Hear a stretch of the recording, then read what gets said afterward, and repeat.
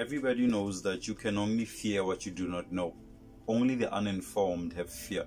If there's something that you have been told about, you will only fear it if you don't have the knowledge of how it is composed, what it is, what it entails, and what it aims to achieve in this life, right? That is the only time you will fear something. But today we are reacting to the jinns and the magic, the fear of them. You will never fear them again, apparently, if you know their composition, if you know their mission, if you know what they aim to do with you or against you in life. How are you guys doing today? I hope you guys are doing great. Assalamu alaikum wa rahmatullahi wa barakatuh. Greetings to all the beloved, greetings to all the saints. And today we are reacting to such a video that's gonna explain what are jinns and what is magic. So without further ado, let's head straight into it, y'all. Let's go, let's get it. I want to talk to you about what is the reality of sihr. Why does it occur? What is the haqiqah, we call it in Arabic. Where does it come from? Sihr is very easy to understand if you understand the psychology and the physical differences that men have from jinn. If you understand the jinn and the world of the jinn, you will understand sihr. Because sihr is the overlap between the world of men and the world of jinn. Very briefly, jinn, as we know, are created from, the Arabic calls it a fire that doesn't have a smoke, a smokeless fire. Okay? And if you want to be technical, we can call it a type of energy. So the jinn has potential to go at the speed of light, essentially. The jinn has the potential to go through physical barriers because the jinn is not material. The jinn is not flesh and blood. Hold on. So if a jinn, from my understanding, a jinn is a demon, right? A jinn is a demon. A jinn is a demonic entity. A jinn is a spirit, an evil spirit, right?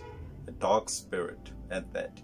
So now, if a jinn is made out of fire, and most Christians, when they pray against a person who's demonically possessed or who has been possessed by an evil spirit, they say fire, fire, fire in the name of Jesus, or fire, whatever. How are we solving the situation if a jinn, a demon, is made of fire? If that spirit is made of fire, if that magic is made of fire, or the overlap between the physical, which is the man, and the creation, as well as the spiritual world, the jinn, the magic, if the jinn is all encompassing of that but is made of fire, how are we solving the situation? It brings a question to all my Christian brothers and sisters. If you say fire and you're fighting against the jinn, you are fighting composition with composition, fire with fire. How is fire going to extinguish another fire? It's only going to make it worse. But let's continue though. The jinn is not matter, the jinn is energy. So the jinn can go through material at the speed of light. And the jinn, because it doesn't have a form, a lot of people say, what does a jinn look like? What does a ghost look like? What does it look like? And the response is, it doesn't look like anything. It can take on any shape. It's not a physical matter. It can take any shape it wants to and be a man, be a dog, be anything. It doesn't have a particular shape. So the jinn has the physical power to be much faster than man and to go through physical barriers because it's energy. Like we have the waves of the telephone come through the walls of the masjid, so too the jinn can go through and come out, not a problem. Additionally, the jinn, very interestingly enough, and we learned this from the story of Sulaiman, it has a very, very amazing power. I say Einstein's theory is proven in the story of Sulaiman. In the story of Sulaiman, we learned that the jinn even has the power to transform matter into energy and to take that energy from one place to another and retransform it back into matter. In other words, E equals MC squared can be proven in its own way. In other words, what can the jinn do?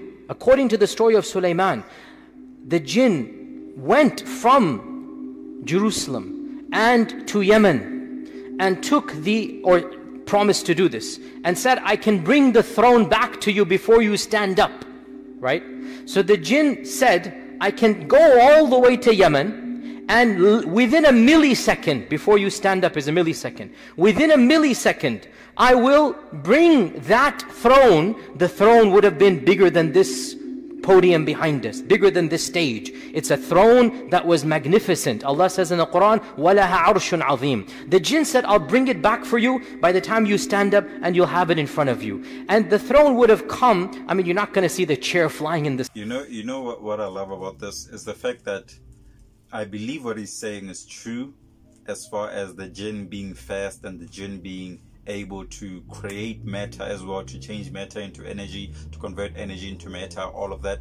I believe it concerning the story of Jesus. If you remember the story of Jesus when he was tempted in the wilderness, he was told, I will give you all of this. He was shown all of that.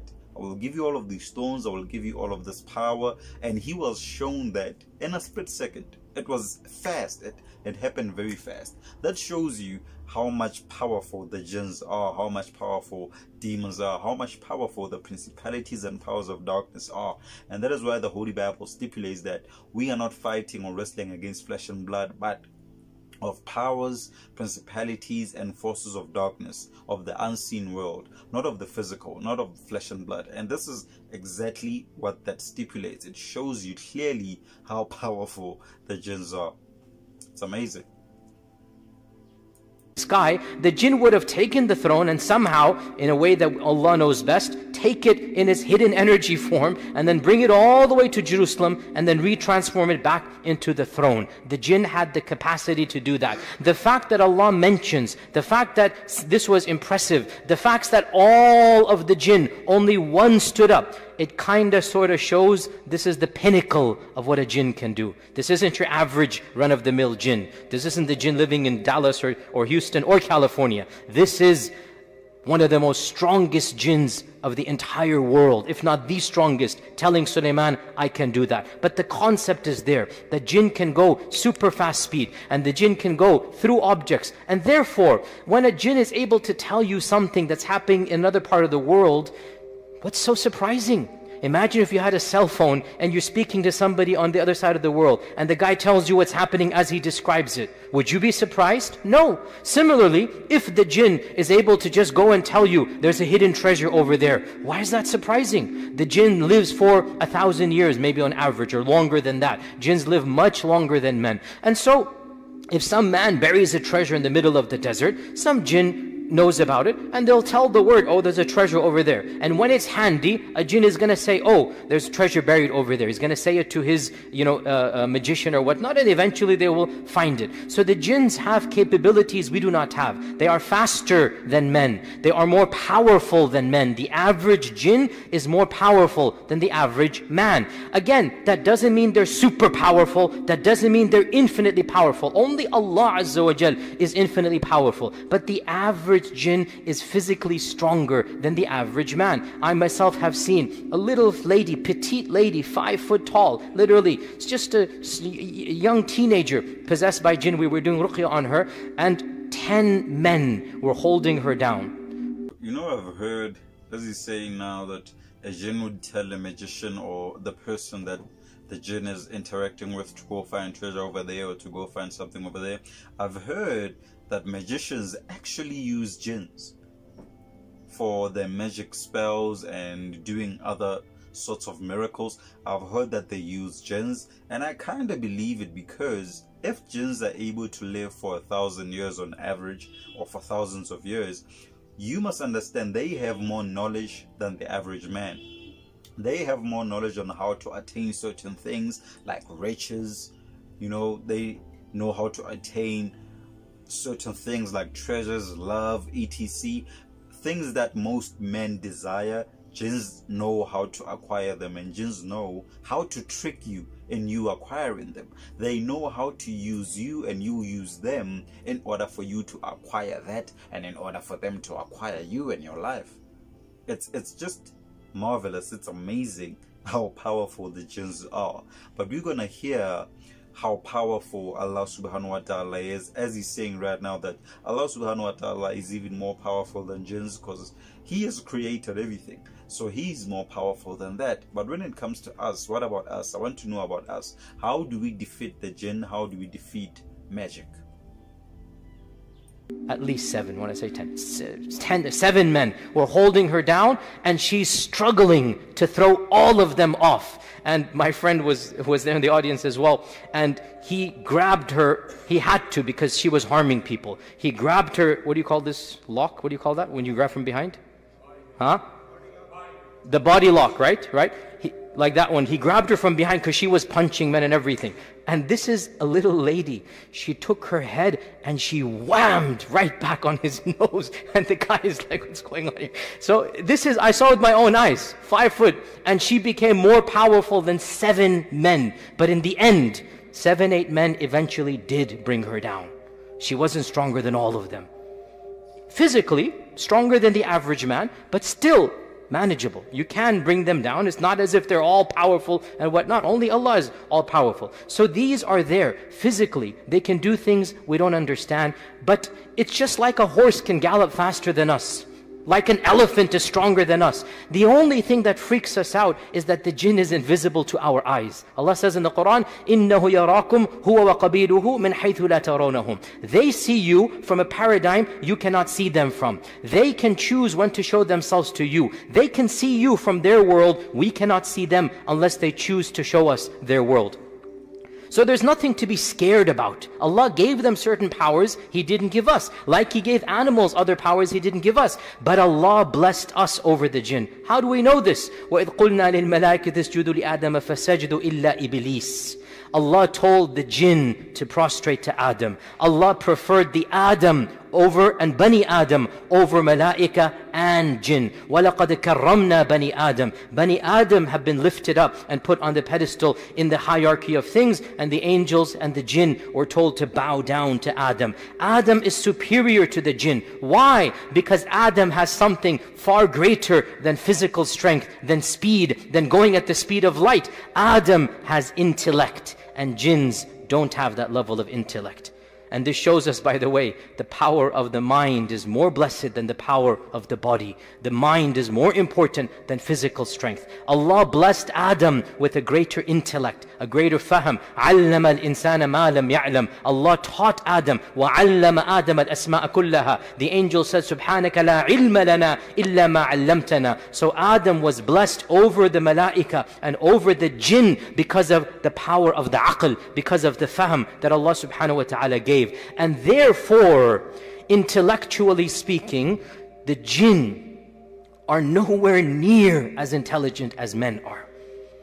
Some have said they are like children in their intellect compared to men. And that's one of the reasons why they're so stubborn, as every Raqi knows. Just stubborn like a toddler throwing a tantrum and not wanting to give up. Hours go by and they're not going to give up. That stubbornness is because of their intellectual capabilities. So the Bani Adam are more intelligent than the jinn, and Allah has blessed them above the jinn. Therefore, the jinns from the very beginning have had what modern psychologists call an inferiority complex. Jinns suffer from a severe inferiority complex because the jinns felt, hey, I should have been there. Allah Azza wa Jal tells us in the Quran that Iblis says, Ana khayrun min. That was supposed to be me. Why did you tell Adam to be the one on the podium? I'm the one that's supposed to be there, right? So the jinns always wanted to be number one. The jinns always wanted to be the best, but they're not. So they suffer from an inferiority complex. Now, given the fact that they have an inferiority complex and yet they are stronger and faster and physically more powerful than men, what is the net result? The net result is there is a world, and that world was a fitna that Allah taught to early man. The story of Babylon, right? وَاتَّبَعُوا مَا تَتْلُو الشَّيَاطِينُ عَلَى مُلْكِ سُلَيْمَانَ وَمَا كَفَرَ سُلَيْمَانُ وَلَكِنَّ الشَّيَاطِينَ كَفَرُوا يُعَلِّمُونَ النَّاسَ السِّحْرَ وَمَا أُنزِلَ عَلَى الْمَلَكَيْنِ بِبَابِلَ هَارُوتَ وَمَارُوتَ وَمَا يُعَلِّمَانِ مِنْ أَحَدٍ حَتَّى يَقُولَ إِنَّمَا نَحْنُ فِتْنَةٌ فَلَا تَكْفُرْ. In the nutshell of a story, that Harut and Marut were angels that Allah sent to the ancient city of Babylon. 5,000 years ago or 10,000 years ago, the earliest city of mankind was Babylon. And Allah sent 2 angels to inform mankind, because this is ilm al-ghayb. Mankind would never have known at all that we can communicate with the jinn. So Allah sent Harut and Marut. And Harut and Marut were angels. And they taught mankind that we are a test from Allah. Do not come close to us. We are a test from Allah. Literally, like the warning signs, the carbon radioactive dating, do not come close. The angels are telling them, our job is to test you. Get out of here, don't listen to us. But what were they going to test them with? The knowledge of how to communicate with the jinn. So they explained a methodology, and they said, if you follow us, if you listen to us, this is kufr. إِنَّمَا نَحْنُ فِتْنَةٌ فَلَا تَكْفُرْ. So all of the methodologies and mechanisms to call out to the jinn, they are madhabs that go back to this origin, because they're different madhabs. You have the Ouija board, you have the dolls, what do they call the voodoo dolls, okay? You have the knots that are blown. These are all different madhabs that all go back to the experiences of the Sahara, of the magicians, that goes back to the origin of Harut and Marut in the city of Babylon. So initially man was taught, this is what you do. If you wanted to call the jinn, and if you call the jinn, it is kufr, don't do it. Mankind didn't care. They said, we want to do it. And thus magic began. What is... You know, I never thought those things are actually real. Like all those voodoo dolls and all those balls, I forgot what the board is called, that you call upon spirits, you call upon demons with. I never thought those things were actually real. I thought there was just a game that people made up and actually trying to scare people. I never thought it was real, but hey, guess what? It's real. Magic, therefore. Magic, as I said, sihr, is the intersection of the world of men with the world of jinn. These two worlds are not meant to be intersected. These two worlds are meant to be separate. And if an accidental crossing takes place, it is easier to repel. As any Raqi knows, if a jinn comes into our world and causes some fitna and fasad on its own, it's much easier to repel rather than sihr. Because what sihr is the following. Listen to me, 5 minutes and you will understand magic, and inshallah never be scared of it for the rest of your lives. Magic is an evil person who has sold his soul to the devil in order for the shayateen to perform some tricks for him. It's like you feed your horse or your pony to go gallop fast. The only difference is you're not feeding a horse or pony, you are feeding a demon, a shaitan. And the difference is that what the sahir is doing is giving the jinn the one thing that the jinn wants. What does the jinn want? Your American Express card with expiration date? Your cash? What is the jinn going to do with your cash? What is the jinn going to do with your money? They don't have currency in the jinn world. What does the jinn want? What has it always wanted? Sisters, I want to ask you, what did the jinn want? Superiority. So how are they going to get it? What do you have to do? Lower yourself in front of the demon. You have to become the slave of the jinn. The biggest myth I want to destroy is the false idea that the sahir controls the jinn. Nothing could be further from the truth. It is the jinn that controls the sahir. The magician is a filthy, evil, disgusting creature of a human, excuse of a human, that has sold itself and its dignity and its izzah and its iman and its taqwa in order to do sacrilegious deeds for the demon. And that's why these things of get a toad of a, eye of a newt and go to the graveyard at 3 a.m. and get the blood of a donkey. Why? Because the jinn wants to see that sahir humiliate himself. Go to the graveyard at 3 a.m. Do tawaf around the grave. Who's going to do that? Only somebody who has sold himself to the devil. So the shaitan feels a sense of ego. Look what I can make this guy do. Right? Run him around with the tip of my finger. Do whatever I tell him to do. So the sahir becomes the worshipper of the jinn, not the other way around. How can a human being control a jinn? How can anybody believe this? By what will a human control a jinn? Whips? Chains? What? How will a human control a jinn? There is nothing that the human has that the jinn can be controlled by. That's what Allah gave to Sulaiman. No other person has that power. The jinn controls the human emotionally. It tells the human, do this, do this, do this. The human does it. In return, what does the jinn do? Some tricks and trades to make the magician happy. You want me to go and harm somebody? I'll go harm somebody. Now you got to go and worship me in this manner. You want me to go plant some bad stuff in a person's house or possess a body or break up a marriage? Okay, I'll go do that. And now you continue to worship me. The jinn does something utterly trivial for its world. In its world, it just does something that it is physically capable of doing. Allah gave the jinn certain natural powers to be invisible, to be super fast, to do things hidden manner. For example, the most common type of magic is يُفَرِّقُونَ بِهِ بَالْمَرْءِ وَزَوْجِهِ, where a husband and wife are not able to have a happy marriage. And if conjugal relations are attempted, perhaps something supernatural, perhaps the husband feels a physical pressure, perhaps something happens. These are things that are manifestations of the jinn. It's not that difficult for the jinn to push a man back. How is that difficult? Why are we scared of the jinn? The jinn is simply like a bug, an insect. You understand, it has certain irritable qualities, but you understand it. It's not something you need to be like supernaturally terrified of. If you understand that the magician is the one selling himself to the jinn, and the jinn is returning the favor, and so why is the magician doing it? The magician wants your money. The magician lives in our world. So you go to the magician and you pay the magician in American Express. He'll accept American Express, okay? He'll accept Visa and credit card. He'll accept cash in any currency. Give me $100 and I'll do the potion. You give the guy $100 and the magician will do the potions that the jinn wants. And then the jinn will then go and basically listen to the magician only because it wants more worship being done. Now, another thing we need to know is that jinns work in gangs. Jinns are the mafia. So the magician approaches the godfather, the Don. Okay? The jinn approaches the Don, the godfather.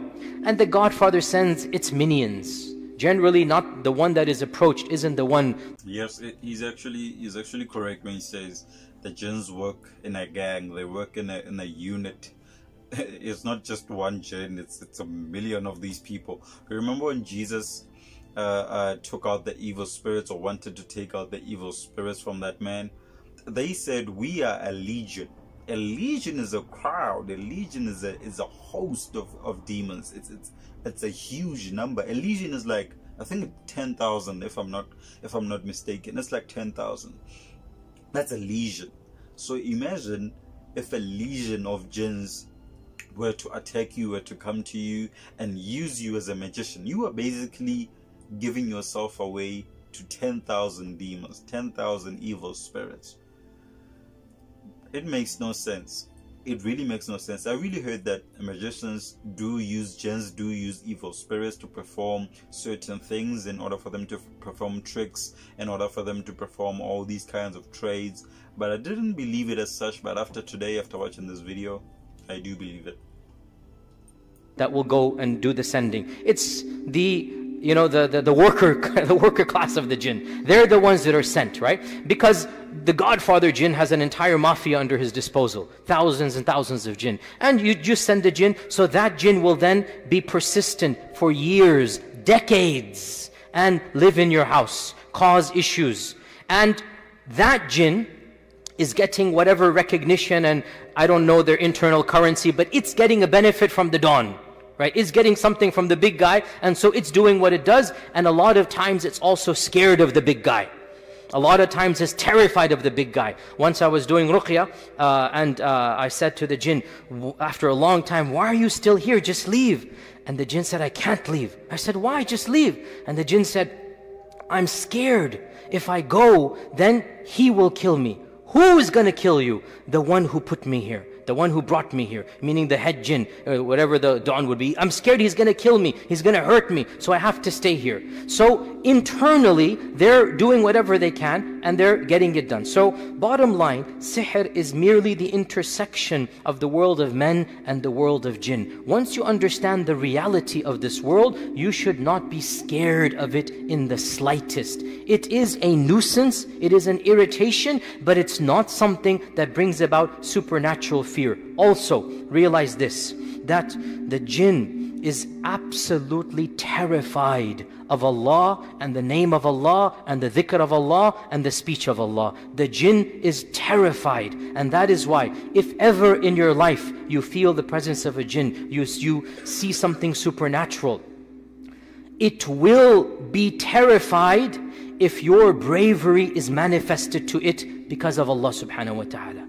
The fact that you have no fear, and I have experienced this, and I know all of the raqis in the audience know this firsthand. You stare at it straight, and you just say, as the Prophet ﷺ taught us to say, memorize this phrase, Bismillah, Ana Abdullah, Ukhruj Aduwallah. 3 phrases. Memorize them. Bismillah, in the name of Allah. I'm not powerful. I'm not going to do anything. I am connecting with Allah. Bismillah. I am the servant of Allah. I speak with Allah's name now. I'm not speaking in my name. I speak in the name of Allah. Get out, O enemy of Allah. You say this with firmness, and you will see.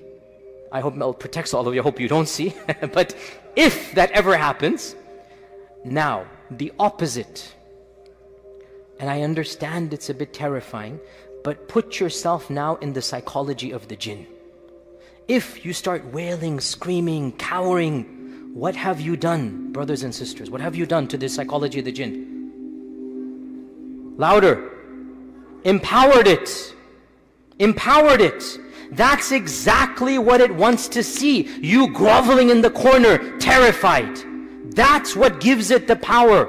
And that's why hadith in Abu Dawood, our Prophet ﷺ said, there was a man who was on his camel, and the camel for no reason reared backward and was about to throw the man off. And the camel said, La'natullahi ala shaitan. Allah's curse be on shaitan. The Prophet said, don't say that. When you say that, shaitan becomes so big, he's bigger than a house. Because you have mentioned him as the cause of your animal rearing upwards. Rather, listen to this, say Bismillah, and shaitan will shrink until he's smaller than an ant. This hadith shows us, when you connect with Allah subhanahu wa ta'ala, what you're doing is you are shrinking the power of the jinn. You're eliminating the power of the jinn. The only issue comes with this, we conclude, I know much more can be said, with sihr, it's not that easy to kick it out because there's a binding that takes place. There's a knot that has happened. There's some type of issue. So it requires long sessions with a professional or yourself. Feel free to do it with yourself as well, but just know what you're doing. Ask us, an expert or whatnot, and you can do ruqya on yourself. There is no easy way to battle sihr. Have you guys done the symptoms of sihr? Have you done the symptoms of sihr? Number 1 symptom of sihr is bizarre, scary dreams. Number 2 symptom of sihr is you feel somebody is there when nobody is there. You're conscious, there's an entity or a power. Number 3 symptom of sihr is inexplicable problems or disasters that cannot be explained. Okay? Anything that science can explain, medicine can explain is not sihr. You go to the doctor says, oh, you have this issue. That's not sihr. If the doctor can analyze it and the doctor tells you this is the problem, that's not sihr. Sihr is supernatural problem. Sihr, it doesn't make any sense. You wake up and there are bruises on your back. You wake up, there's marks here. You're having constant miscarriages and the doctor's like, everything is normal. I've done all the tests and there's constant miscarriages for no reason. And every doctor scratching their heads, you're totally normal. And the 3rd week, 4th week, always there's a miscarriage around the same time frame. This is a symptom of sihr, that you don't know what's going on. Between husband and wife, everything seems fine, and then all of a sudden, when there's some romance, all of a sudden extreme anger or inexplicable feelings or pushing or whatnot. These are supernatural symptoms. When these exist, and only when you find them, otherwise if these symptoms don't exist, it's not sihr. I have to say this, most of what we think is sihr is our imagination. It's not actual sihr. So If you are not sure about a supernatural sign, then assume it is not sihr. There has to be something palpable. Bottom line with this we conclude, don't be scared of these entities. They are creatures of Allah like all other creatures.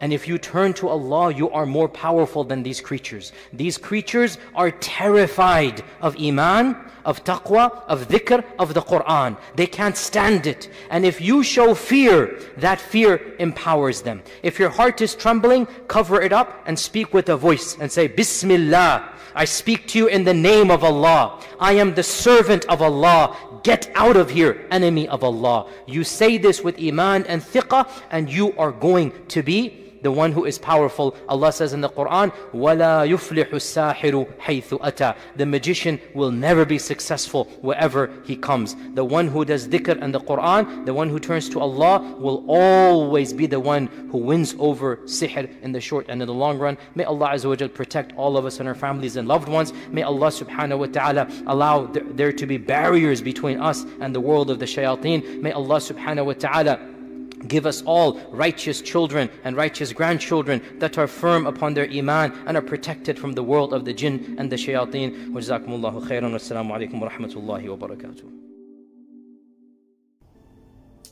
I am empowered, bro. I am empowered. You cannot do anything to me right now. If you are a jinn, if you are a magician, if you are a witch, if you are a wizard, you cannot do anything to me right now, because I now know the secret. I now know the secret, right? I know the secret. What is magic? I now know what is magic. I now know what are spells, what are magic spells. I now know what is a jinn. I know everything that I need to know, and I know I am greater than them all. I am greater than them all. I am more powerful than them all. I've been given more power. I've been given more strength. I've been given more intellect than them all. Therefore, why will I fear them? Bismillah. That's all I'm going to say. Thank you for watching. Hit the subscribe button, hit the bell notification, hit the like button, and then every time we post a new video, you will see it first. But without further ado, let me leave the video here. Peace, much love. Love you.